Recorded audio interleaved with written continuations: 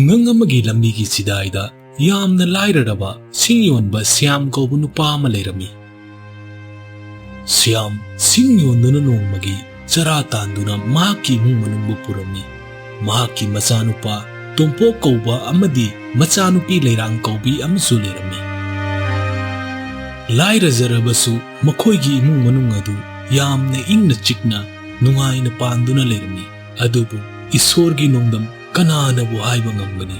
ꯑꯁꯨꯝꯅ ꯏꯪꯅ ꯆꯤꯡꯅ ꯄꯥꯜꯂꯝꯕ ꯏꯃꯨꯡꯗ ꯑꯋꯥ ꯃꯩꯁꯥ ꯂꯥꯡꯂꯛꯀꯅꯤ ꯍꯥꯏꯕ꯫ ꯅꯣꯡꯃ ꯏꯈꯪ ꯈꯪꯍꯧꯗꯅ ꯇꯣꯝꯄꯣꯛ ꯑꯃꯗꯤ ꯂꯩꯔꯥꯡꯕꯨ ꯄꯣꯛꯆꯕꯤ ꯃꯃꯥ ꯑꯗꯨ ꯂꯩꯅꯥ ꯂꯥꯏꯑꯣꯡ ꯈꯪꯗꯕ ꯑꯃꯅ ꯅꯥꯔꯛꯄꯗꯒꯤ ꯃꯅꯨꯡ ꯃꯇꯝ ꯆꯥꯗꯅ ꯄꯤꯛꯂꯤꯕ ꯃꯆꯥꯁꯤꯡ ꯑꯃꯗꯤ ꯃꯄꯨꯔꯣꯏꯕꯕꯨ ꯊꯥꯗꯣꯛꯇꯨꯅ ꯃꯄꯨꯒꯤ ꯈꯣꯌꯥ ꯇꯥꯟꯈꯤꯔꯝꯃꯤ꯫ ꯁ꯭ꯌꯥꯝꯒꯤ ꯂꯣꯏꯅꯕꯤꯅ ꯂꯩꯈꯤꯗ꯭ꯔꯕ ꯃꯇꯨꯡꯗ ꯁ꯭ꯌꯥꯝ ꯌꯥꯝꯅ ꯑꯋꯥꯕ ꯍꯥꯏꯕꯗꯣ ꯑꯣꯏꯔꯦ꯫ ꯁꯤꯡꯕꯨ ꯌꯣꯟꯒꯗ꯭ꯔꯥ, ꯌꯨꯝꯕꯨ ꯄꯨꯅꯕ ꯍꯣꯠꯅꯒꯗ꯭ꯔꯥ, ꯅꯠꯇ꯭ꯔꯒꯅ ꯄꯤꯛꯂꯤꯕ ꯃꯆꯥ ꯑꯅꯤ ꯑꯗꯨꯕꯨ ꯌꯦꯡꯁꯤꯟꯒꯗ꯭ꯔꯥ? ꯃꯌꯥꯝ ꯑꯁꯤꯒꯤ ꯋꯥꯈꯜꯗ ꯁꯨꯐꯝ ꯅꯣꯝꯐꯝ ꯈꯪꯗ꯭ꯔꯦ꯫ ꯑꯁꯨꯝ ꯂꯩꯔꯛꯄꯅ ꯃꯇꯝ ꯈꯔ ꯍꯧꯈ꯭ꯔꯦ꯫ ꯅꯣꯡꯃꯒꯤ ꯅꯨꯃꯤꯠ ꯑꯃꯗ ꯁ꯭ꯌꯥꯝꯅ ꯏꯃꯨꯡꯒꯤ ꯃꯇꯦꯡ ꯑꯣꯏꯅꯕꯅꯤ ꯈꯟꯗꯨꯅ ꯅꯨꯄꯤ ꯑꯃ ꯑꯇꯣꯝꯕꯤ ꯑꯣꯏꯅ ꯄꯨꯁꯤꯜꯂꯛꯂꯝꯃꯤ꯫ ꯑꯉꯥꯡꯁꯤꯡ ꯑꯗꯨꯁꯨ ꯃꯃꯥ ꯑꯃ ꯂꯥꯛꯂꯦ ꯈꯟꯗꯨꯅ ꯌꯥꯝꯅ ꯍꯔꯥꯎꯔꯝꯃꯤ꯫ ꯑꯗꯨꯕꯨ ꯃꯇꯝ ꯈꯔ ꯂꯩꯔꯕ ꯃꯇꯨꯡꯗꯗꯤ ꯃꯃꯥ ꯑꯇꯣꯝꯕꯤ ꯑꯗꯨꯅ ꯑꯉꯥꯡꯁꯤꯡ ꯑꯗꯨꯕꯨ ꯑꯣꯠ ꯅꯩꯕ, ꯆꯥꯛ ꯐꯥꯎꯕ ꯄꯤꯖꯅꯤꯡꯗꯕ, ꯊꯤꯅ ꯇꯧꯕꯤꯕ ꯍꯧꯔꯛꯂꯝꯃꯤ꯫ ꯑꯉꯥꯡ ꯑꯅꯤ ꯑꯗꯨ ꯑꯄꯣꯛꯄ ꯃꯄꯥ ꯂꯩꯔꯕꯁꯨ ꯃꯈꯣꯏꯒꯤ ꯍꯟꯅ ꯌꯦꯡꯕꯗ ꯀꯅꯥꯁꯨ ꯂꯩꯇꯕꯒꯨꯝ ꯄꯤꯗꯣꯟꯅ ꯃꯆꯤꯗ ꯎꯪꯗꯨꯅ ꯂꯩꯔꯝꯃꯤ꯫ ꯆꯥꯛ ꯂꯥꯝꯂꯛꯄ ꯃꯇꯝꯗ ꯏꯁꯤꯡ ꯊꯛꯇꯨꯅ ꯑꯔꯥꯝ ꯈꯧꯔꯥꯡꯕꯗꯨ ꯈꯥꯡꯂꯝꯃꯤ꯫ ꯑꯗꯨꯒ ꯁꯦꯒꯥꯏꯔꯕ ꯐꯤ ꯈꯔ ꯂꯩꯃꯥꯏꯗ ꯊꯥꯗꯨꯅ ꯃꯆꯤ ꯑꯃꯗ ꯃꯆꯤꯟ ꯃꯧꯄꯥ ꯇꯨꯝꯗꯨꯅ ꯂꯩ꯫ ꯃꯄꯥ ꯍꯜꯂꯛꯄ ꯎꯕꯗ ꯃꯆꯥꯅꯨꯄꯤ ꯂꯩꯔꯥꯡꯅ ꯃꯄꯥꯕꯨ ꯀꯧꯔꯨꯒꯦ ꯇꯧꯕꯗ ꯇꯣꯝꯄꯣꯛꯅ ꯈꯥꯝꯂꯝꯃꯤ꯫ ꯃꯗꯨꯗ ꯂꯩꯔꯥꯡ ꯍꯤꯛꯅ ꯀꯞꯂꯝꯃꯤ꯫ ꯃꯗꯨ ꯎꯕꯗ ꯃꯕꯨꯡ ꯇꯣꯝꯄꯣꯛꯅ ꯃꯄꯤ ꯇꯩꯊꯣꯛꯄꯤꯗꯨꯅ ꯊꯦꯝꯂꯝꯃꯤ꯫ ꯃꯄꯥ ꯑꯗꯨꯁꯨ ꯃꯥꯒꯤ ꯂꯣꯏꯅꯕꯤ ꯅꯨꯄꯤ ꯑꯇꯣꯝꯕꯤꯗꯨꯒꯤ ꯃꯇꯧ ꯑꯗꯨꯗ ꯃꯆꯥꯁꯤꯡ ꯑꯗꯨꯕꯨ ꯆꯥꯛ ꯆꯥꯔꯕ꯭ꯔꯥ ꯍꯥꯏꯅ ꯍꯪꯕ ꯐꯥꯎꯕ ꯍꯪꯕ ꯉꯝꯖꯔꯝꯗꯦ꯫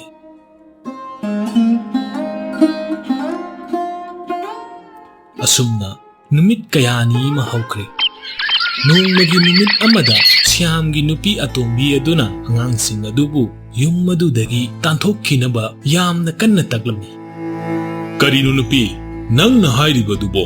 ꯃꯈꯣꯏ ꯑꯁꯦ ꯑꯩꯒꯤ ꯏꯆꯥ ꯉꯥꯛꯇꯅꯤ꯫ ꯅꯪꯅ ꯍꯥꯏꯔꯤꯕ ꯋꯥꯐꯝ ꯑꯗꯣ ꯑꯣꯏꯕ ꯌꯥꯕ ꯋꯥꯐꯝ ꯅꯠꯇꯦꯀꯣ ꯅꯨꯄꯤ꯫ ꯅꯪ ꯑꯩꯅ ꯍꯥꯏꯔꯤꯕ ꯑꯁꯤ ꯌꯥꯗ꯭ꯔꯕꯅꯤꯅ ꯑꯩ ꯌꯨꯝ ꯑꯁꯤꯗ ꯃꯤꯀꯨꯞ ꯑꯃ ꯐꯥꯎꯕ ꯂꯩꯕ ꯉꯝꯂꯔꯣꯏ꯫ ꯑꯗꯨꯅ ꯑꯩ ꯉꯁꯤꯃꯛ ꯏꯄꯥꯝꯗ ꯍꯟꯈ꯭ꯔꯒꯦ." ꯁ꯭ꯌꯥꯝꯒꯤ ꯅꯨꯄꯤ ꯑꯇꯣꯝꯕꯤꯒꯤ ꯋꯥꯁꯤꯡ ꯑꯗꯨ ꯇꯥꯕꯗ ꯁ꯭ꯌꯥꯝꯅ ꯌꯥꯝꯅ ꯊꯃꯣꯏ ꯀꯥꯏꯅ ꯅꯨꯡꯉꯥꯏꯇꯅ ꯑꯁꯨꯝꯅ ꯈꯨꯝꯂꯛꯂꯝꯃꯤ꯫ "ꯐꯔꯦ ꯅꯨꯄꯤ, ꯅꯪꯅ ꯄꯥꯝꯂꯤꯕꯗꯣ ꯑꯩ ꯌꯥꯔꯒꯦ꯫ ꯑꯗꯣ ꯏꯆꯥꯁꯤꯡ ꯑꯁꯤꯕꯨ ꯀꯝꯗꯧꯅ ꯌꯨꯝ ꯑꯁꯤꯗꯒꯤ ꯇꯥꯟꯊꯣꯛꯈꯤꯗꯣꯔꯤꯕꯅꯣ? ꯑꯗꯨꯒ ꯂꯩꯀꯥꯏꯒꯤ ꯃꯤꯁꯤꯡ ꯑꯁꯤꯅ ꯑꯩꯈꯣꯏꯕꯨ ꯀꯔꯝꯕ ꯃꯃꯥ ꯃꯄꯥꯅꯣ ꯄꯤꯛꯂꯤꯕ ꯃꯆꯥꯁꯤꯡ ꯑꯁꯤꯕꯨ ꯌꯨꯝ ꯑꯁꯤꯗꯒꯤ ꯇꯥꯟꯊꯣꯛꯈꯤꯕ ꯉꯝꯃꯤ ꯍꯥꯏꯅ ꯍꯥꯏꯅꯈꯤꯅꯤ?" "ꯃꯣꯏ ꯕꯕꯥ, ꯑꯗꯨꯒꯤ ꯅꯪ ꯀꯔꯤꯁꯨ ꯈꯜꯂꯨꯔꯅꯨ꯫ ꯃꯤꯅ ꯀꯔꯤꯁꯨ ꯈꯪꯗꯅꯕ ꯑꯩ ꯑꯗꯨꯝ ꯁꯤꯜꯂꯛꯀꯦ꯫ ꯑꯩꯉꯣꯟꯗ ꯎꯄꯥꯏ ꯑꯃ ꯂꯩ." "ꯀꯔꯤ ꯎꯄꯥꯏꯅꯣ?" "ꯅꯪꯅ ꯅꯣꯡꯃ ꯎꯃꯪꯒꯤ ꯁꯤꯡ ꯆꯟꯐꯝ ꯑꯃꯗ ꯑꯉꯥꯡꯁꯤꯡ ꯑꯗꯨ ꯄꯨꯗꯨꯅ ꯆꯠꯂꯨꯏꯗꯅ?" "ꯍꯣꯏ, ꯆꯠꯂꯨꯏ꯫ ꯑꯗꯨ ꯀꯩꯗꯧꯔꯒꯦ?" "ꯍꯌꯦꯡꯗꯣ ꯑꯩ ꯑꯉꯥꯡꯁꯤꯡ ꯑꯗꯨꯕు ꯅꯪꯒꯤ ꯆꯥꯛ ꯊꯤꯜꯂꯨ ꯍꯥꯏꯗꯨꯅ ꯆꯥꯛꯌꯣꯝ ꯄꯤꯗꯨꯅ ꯊꯥꯔꯛꯀꯦ꯫ ꯑꯗꯨꯒ ꯅꯪꯅ ꯑꯉꯥꯡꯁꯤꯡ ꯑꯁꯤ ꯂꯥꯛꯄ ꯎꯔꯕꯗꯤ ꯃꯐꯝ ꯑꯃꯗ ꯂꯣꯠꯇꯨꯅ ꯑꯗꯨꯝ ꯂꯩꯌꯨ꯫ ꯑꯗꯨꯒ ꯃꯈꯣꯏꯅ ꯀꯧꯔꯛꯂꯕꯁꯨ ꯃꯐꯝ ꯍꯣꯡꯗꯨꯅ ꯈꯨꯝꯗꯨꯅ ꯆꯠꯊꯣꯛꯈꯣ꯫ ꯃꯝꯁꯤꯜꯂꯛꯄꯒ ꯃꯣꯏꯅ ꯎꯗ꯭ꯔꯤ ꯈꯪꯗ꯭ꯔꯤꯉꯩ ꯌꯨꯝ ꯇꯝꯅ ꯅꯪꯅ ꯍꯦꯛ ꯍꯜꯂꯛꯎ꯫ ꯃꯈꯣꯏꯗꯤ ꯃꯝꯁꯤꯜꯂꯛꯂꯕꯅꯤꯅ ꯂꯝꯕꯤ ꯉꯥꯎꯗꯨꯅ ꯎꯃꯪ ꯑꯗꯨꯗ ꯑꯗꯨꯃꯛ ꯂꯩꯍꯧꯖꯔꯒꯅꯤ."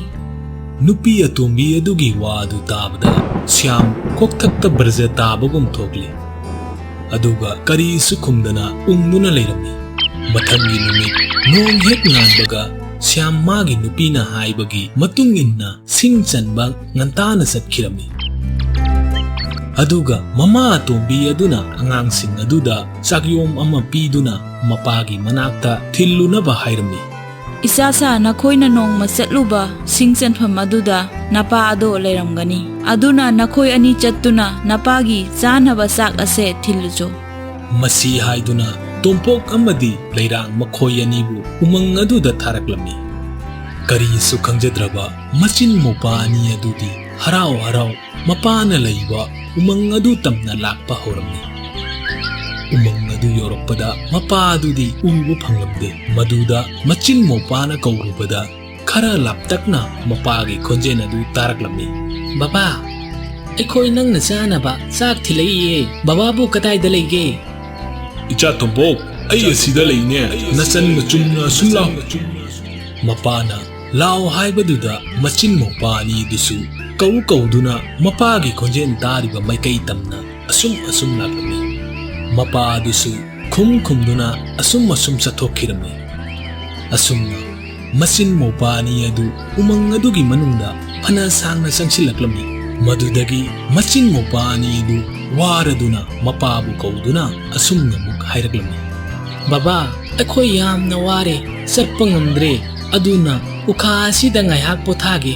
Baba hoina akhoi manakta lao. Angangsing aduna asi haina hairakpadu tabada siamna asumna khumlaklami. O pare nakhoine aduda ngaihak pothau ai laage ko. Siam masi haiduna masasing aduna khangloi uroidaba maikaida sattuna yum tamna hankirami. Karisu khangjadraba machin mopa adudi mapabungbu ngaiduna ukha aduda phamduna leirami. Asumna matamnadi kanasu ngaide numit adusu takhibana umang adu pumam hek mamsinlaklami. Umang aduda leiriba sausi kayana khong mutaraklabada machin mopani adu yamna kibadagi ukha aduda tuminna supsinduna leirami. Asumna siamna masasing adubu umangda langtholamduna mayumda halakpadu ubada magi nupi atombi adudi haraubana loire. Aduga siamna pamjaba chak insang thongbiduna pijarami. Asomdana umang aduda angang ani adudi kirabasu wabana khangba ngamlaktabadagi tumthakirami.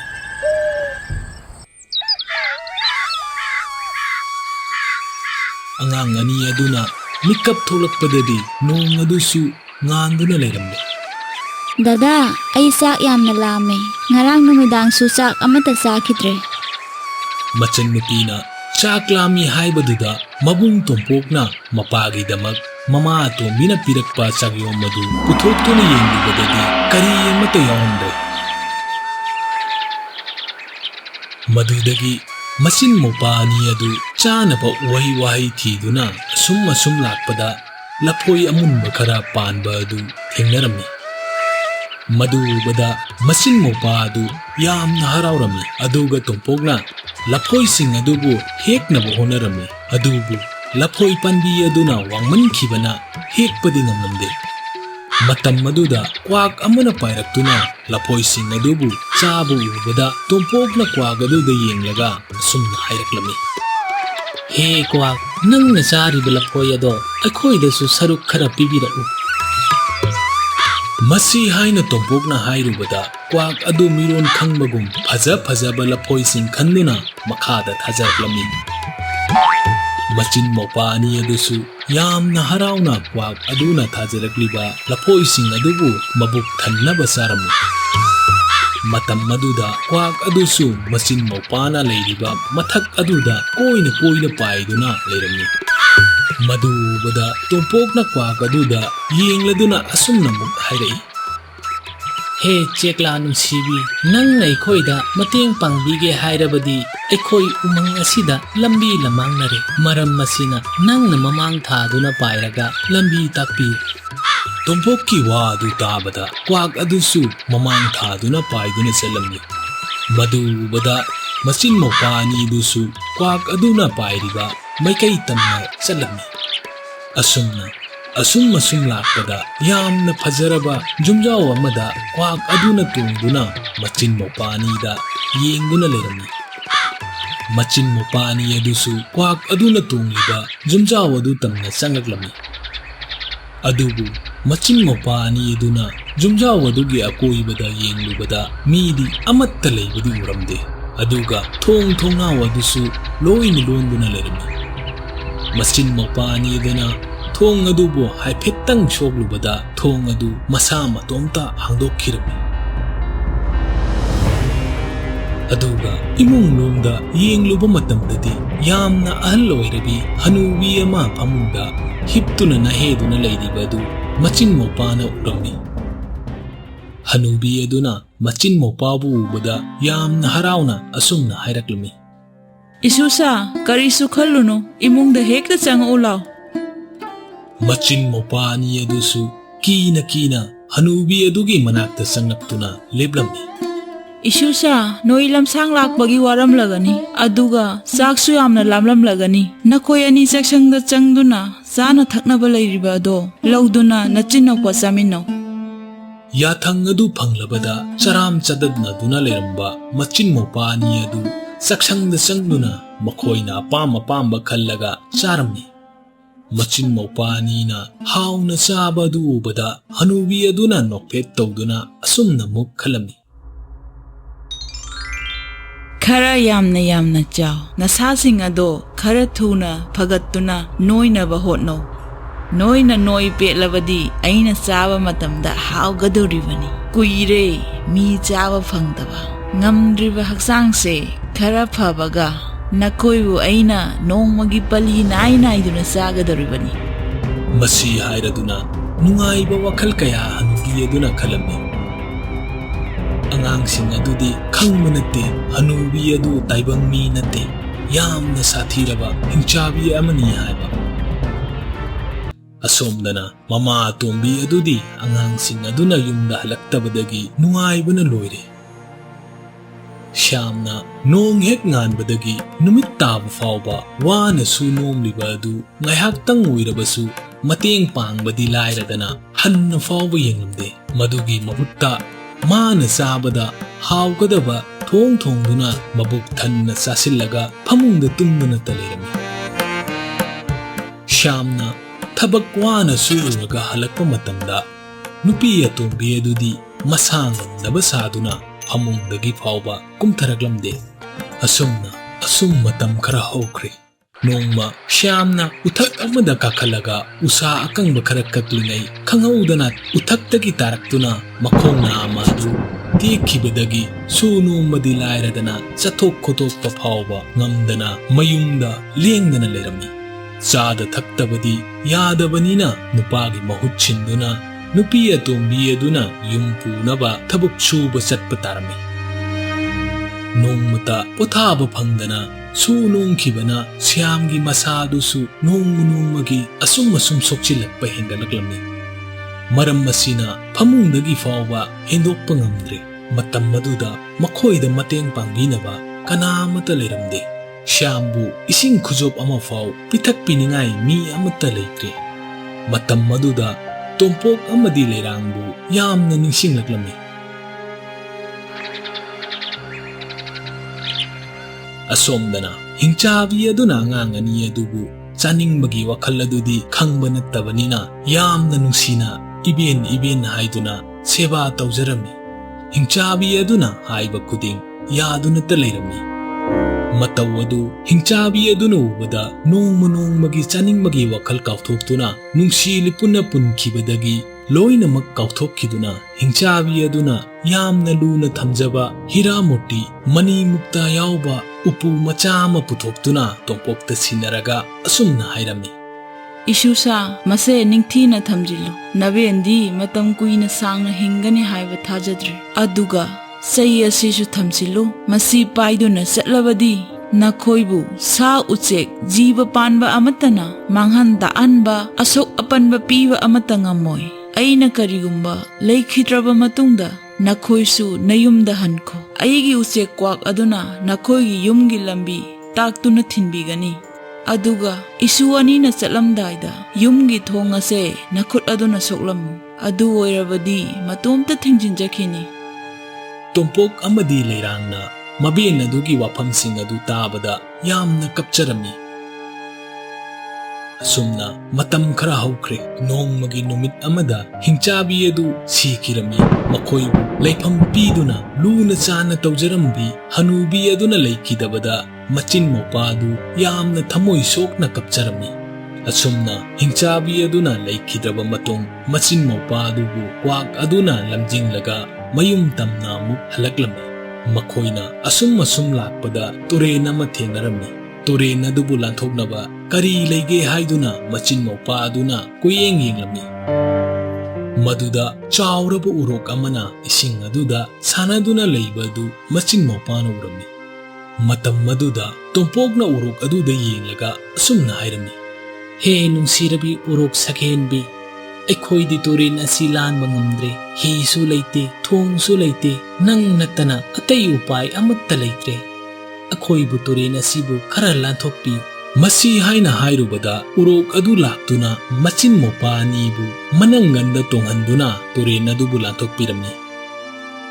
Machin maupa ani aduna urok adubu hanna thagallamlaga mayum tamna amuk halaklami. Machin maupa ani aduna mayum yorokpa matamdadi numit adusu khara tasilaklami. Aduga makhoibu lamjingbirakpa kwak aduda yenglaga tumpongna asumna hairami. He nungsirabi kwak nang na khoibu lamjingbiduna yum yohanbire. Masigidamak nangbu yamna thagachari. Aduga punsi asimagi nangi tawbiman nadusu kaujaroi. Kwak adusu masin maupada nungsina yengamlaga paiduna satkirami. Machin maupani adusu kwak aduna satkibadu ubada yamna nungaitana ngaihak yengamlaga mayumda amuk changlaktuna mapa mamabu kaujarami. Baba, Ima, akhoi lae thong amukta hango. Matam kuina tarudraba masagi nungsiraba khonjel adu mapa aduna tabada masa ngamda thoklaklami. Aduga macha sing adubu wada thamoi soknasu kapsarami. Baba, Ima adi ude kadaida laikhrage. Isa tompo lei ai kauge. Nupi nangbu taribro nacha sing ase lae amukta thuru. Macha sing halakle tabada mama adusu kaptuna makhoigi manakta laklami. Baba, Ima, kapkan haujikti aikhoi amuk kana yum masibu thadoktuna chatlaro. Masi haiduna machin maupana purokliba hira mukta sing adu mapa mama anida loina sinarami. Imagi ibema, imagi ibungo, namabu kari oirasino. Masi haina haiduna mama atombi adusu yamna thamoi sokna kapcharami. Asumna sing yonduna yamna wana leiramba syamgi imung manung ngasidi yamna nungaina ingna singna amuk pankhirami.